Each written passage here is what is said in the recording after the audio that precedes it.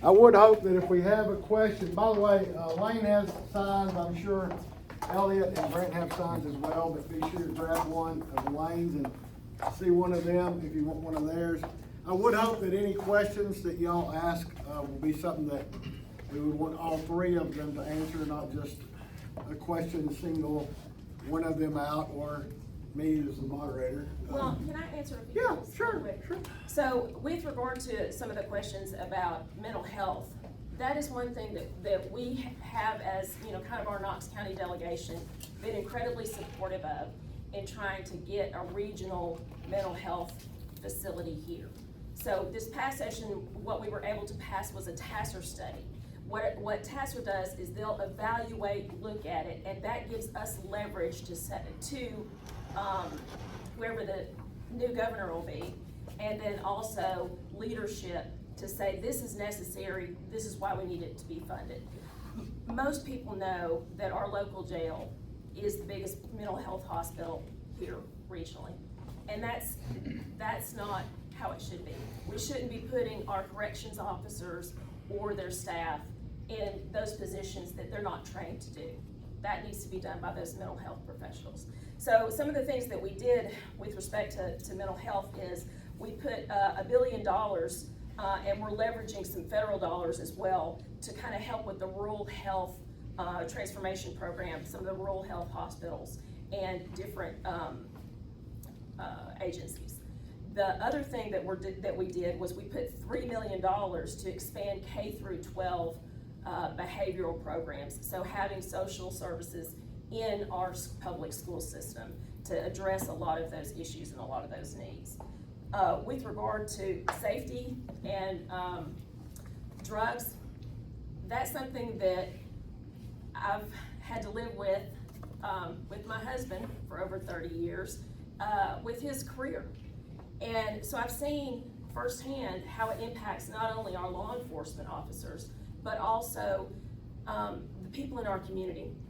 I doubt there's one person in this room that hasn't been touched by somebody that doesn't have any sort of know of someone that has been addicted to drugs or opioids, and the devastation that causes not only to those families but to our communities.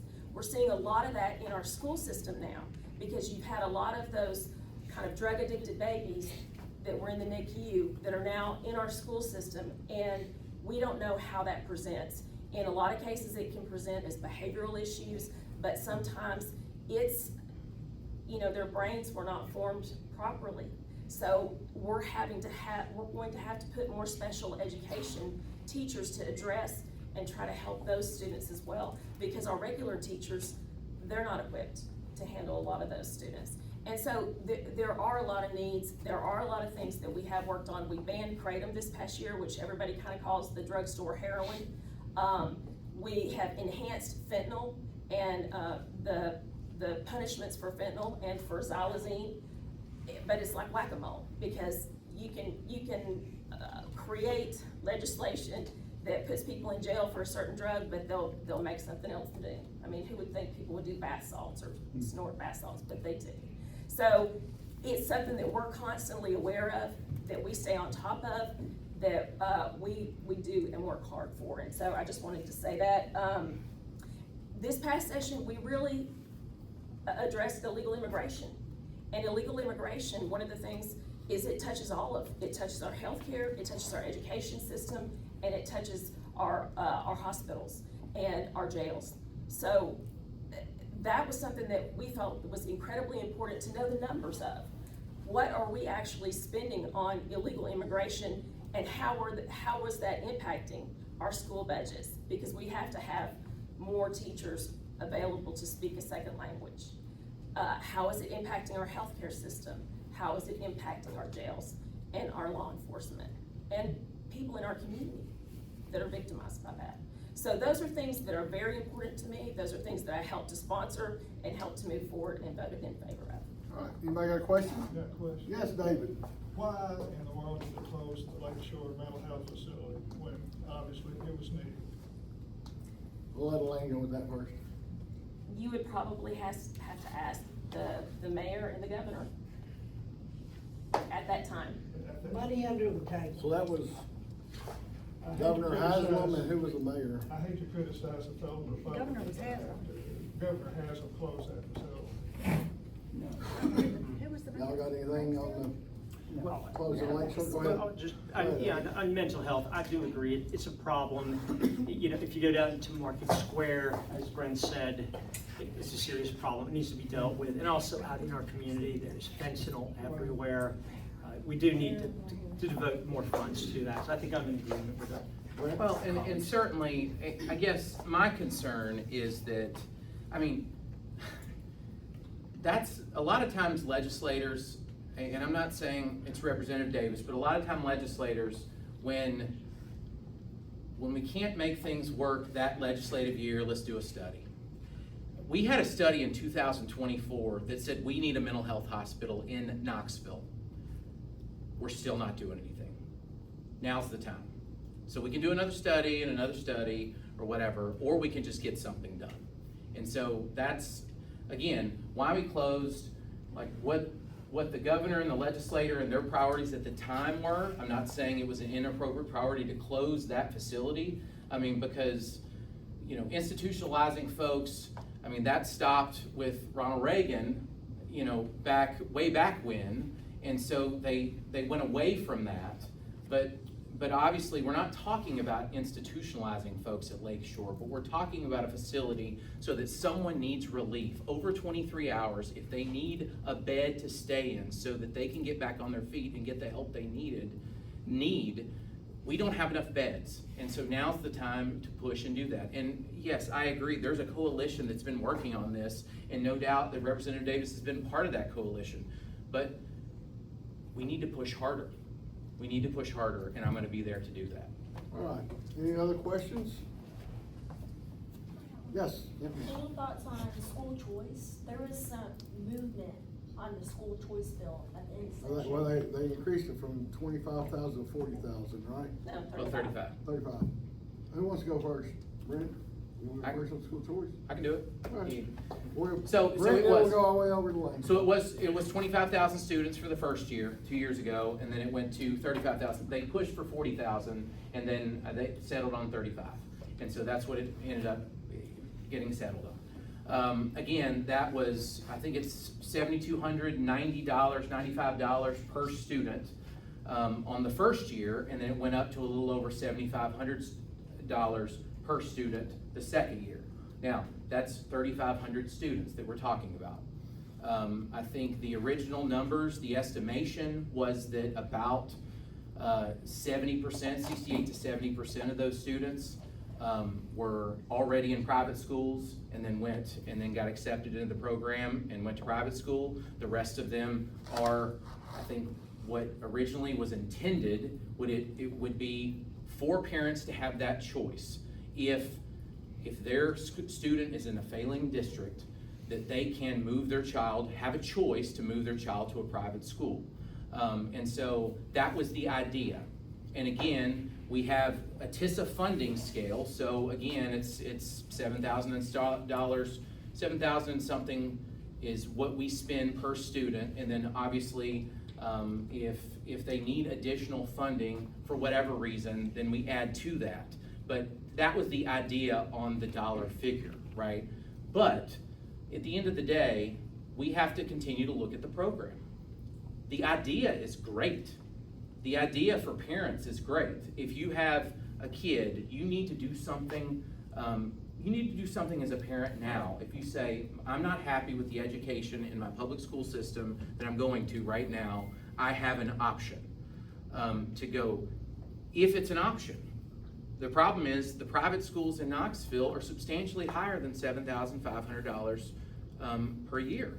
And so can that parent, is it an actual choice for that parent? Can that parent pay for the difference? And so that's the rub. And when you're looking at funding across the state, when we're talking about 35,000 students, you know, in a choice program, we have almost 1 million public school students in the state of Tennessee. And so at $7,500, I mean, do the math. I don't have a calculator on me, but $7,500 $7,500 times 35,000 students is $255 million that are going for this program. And we have to look and see if this program is working as designed, and whether it will continue to work. And if not, we'll do something with it. But we need responsible people, again, conservative people with our money, to make sure that we're looking at the program and seeing if it's doing what it's designed to do. Elliott? I'm all in favor of school choice as well, and making sure that it's adequately funded. Obviously, we gotta look at the numbers and make sure that it works, but that's just my position. Elaine? So I voted in favor of it because I am very supportive of it. I'm supportive of families being able to determine what's the best interest for their child to be successful. Some of the things that I think that people need to understand is that with that Freedom Scholarship, those dollars are not taken out of the TISA funding formula. Those dollars are separate. They're from the general fund. And so that, in the legislation that we passed, if a student comes out of a public school, that school receives for 3 years, they still receive those dollars as if that student was still there. Now, when students move out of state or anything like that, schools don't receive those dollars. But for this program, they do. So our school systems and our local schools are not losing dollars. They're actually, their teacher ratios are better because they have fewer students and they still have the same amount of money. Other question? Mr. Janice? I have a question. So, on the same subject, is there a cap limit of how much the parents can make before they can, have their children in this program? So they stair step it. For the first portion of it, they have to have, like they give priority to families that are 300% of the poverty level, then it goes up. They also give preference to military families and I think first responders too. If I remember, if that got through on the Senate side, I'm trying to remember, because we voted on a lot of it right at the very end. But then also, I think 400% poverty level was the cap. So for a family of 4, it was like, I think $300,000 or less, maybe $250 was like the cap that you could apply as a family. So if your family made more than $300,000 a year, then you couldn't apply for a Freedom Scholarship. That's a lot though. Well, it depends on the area. It depends. So Metro Nashville, they've raised their property taxes 3 and 4 times. And Metro Nashville is one of the really, if you take Metro Nashville and kind of Memphis schools out of our NAEP scores, we would be like 12th in the country. So we have some very serious problems educating students in certain areas. Okay. Elliott or Brent? I'll comment. That's a lot. I think that's a lot. It's too high. I think it's too high. I'll put me on the record saying it. I think it's too high, because I think for $7,500, a family making $250,000, I think the number is $250,000, around that. It's still a lot, no matter where you live. And so I think that's something we need to look at.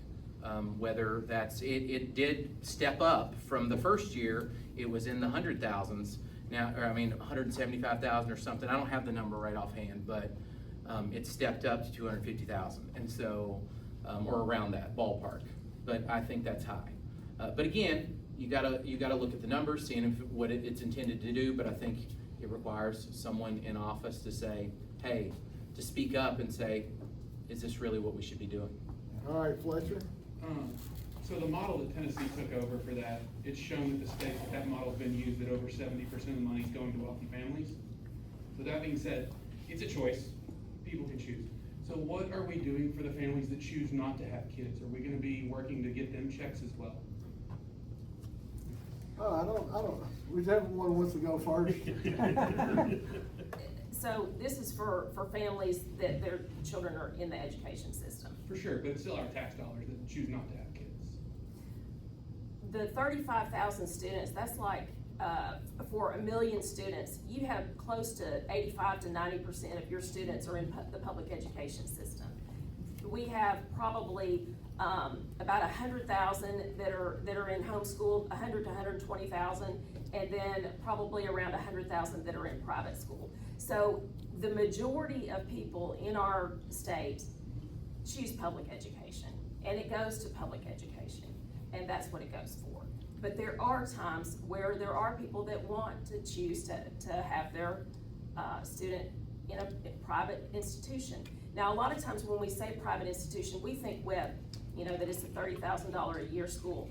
But there are a lot of various schools that aren't that expensive.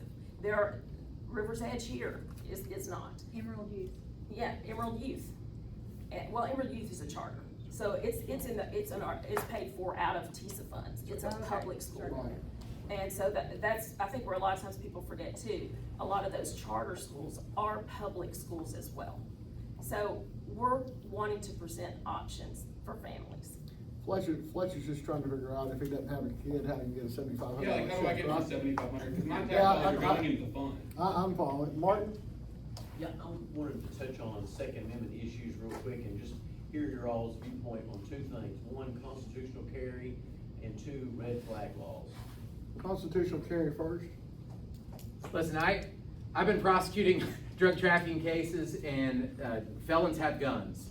And so I wanna make sure that guns are in the hands of the people that they need to be in the hands of, okay? However, I am a strong supporter of the Second Amendment. I have my own guns. I wanna keep my guns.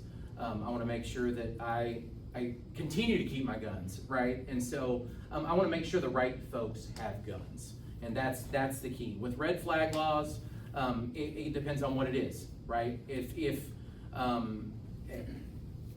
school shootings are concerning, thank goodness we haven't seen any recently, across the nation, or certainly we haven't seen, it hasn't been out in the news so recently, right? But, the one in Nashville hits close to home. And so we don't want that to happen here in Knoxville. And so our concern is, in the folks that are conducting these shootings, a lot of them have mental health issues. And so when we're looking at red flag laws, I think the biggest thing is if this person has been identified with a mental health issue, and a judge says maybe that person shouldn't have a gun for a period of time, then that's what we should do. And so it depends on what the law is, okay? But I'm not for just taking someone's gun, for just because they've been seen by a doctor or whatever. But we need to look at each situation and see if that's appropriate for the state of Tennessee. But I'm all about someone's Second Amendment rights, and I want to make sure that the right people have guns. In the drug trafficking cases that I prosecute, I'm telling you, Mr. Davis can back me up on this. I think that the folks, a lot of these felons that buy guns, their spouses or their girlfriends are buying them the guns, and and I don't know that there's any way to stop that frankly. We have laws that help us stop that, but I'm not sure that we can stop that. And we're never going to not have guns in the United States. We have 90 million guns in the 90 million gun owners in the United States, and we like to have guns to protect ourselves. And so we just want to make sure the right people are carrying guns. Elliott, constitutional and then red flag. Yes, I'm a strong supporter of the Second Amendment as well. I'm strongly in favor of constitutional carry. I do not support open carry. I know there are some people that do favor having an unlicensed openly carrying a gun. I don't think that is appropriate, but I do agree with constitutional carry. Now, in terms of the red flag laws, I think Brent's comments are actually quite appropriate, that if we have somebody that has been identified as a potential hazard to the public, then yes, we should continue with the various red flag laws that are already in existence. Representative Davis? So I am supportive of constitutional carry. We had a special session with respect to right after the Covenant School shooting. There were a lot of emotions. I met with those parents. I met with one of the mothers that brought me, her daughter's little dream box that had her notebook, her journal. She was one that was shot in the stomach and killed. Mental health is a problem, and one of the things that we have done this past session in the legislature, data is important, studies are important. We are looking at how many of these school shooters or mass shooters are on psychotropic drugs. We need to be aware of that. We need to see how that impacts their mental health and try to protect them, their families, and our communities. The other thing, there have been numerous times where I've knocked on doors and I've had veterans or different individuals say, you know what, my family member doesn't like me. They know I have a gun collection. All they'll do is they'll go down there and they'll say something to the judge and they'll take all my guns and try to put me away. Right now, our laws that we currently have are appropriate. We need judicial discretion. We need to be able to look at mitigating factors to determine whether or not if there is somebody that's just being abusive and there's family arguments or neighborhood quarrels. A lot of times there's people in your neighborhood that don't like you. And that's something we have to protect our citizens and make sure that their rights are protected as well. One more, anybody? I don't have a Ms. question, Clarabelle? I don't have a question, but I have a comment, if anybody wants to, I had one of my grandsons had two that got killed, but one was gun violence. And, it was also drug related because, these people thought he had told on someone that was involved in drugs, so they had a hit out on him, and so he was murdered. So, his mother, which is my daughter, she's now an activist for gun violence, so she works in that area.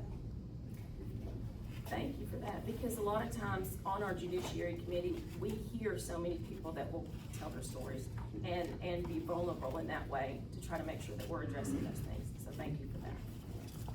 All right. I just wanna know. Go ahead, Janice. If you're on the Transportation Committee, and you don't have any pull about getting stuck in a rolling roadblock on Elliott. Zero. What good is it? Zero. And she even lives south. I know. What good is that? She even lives south.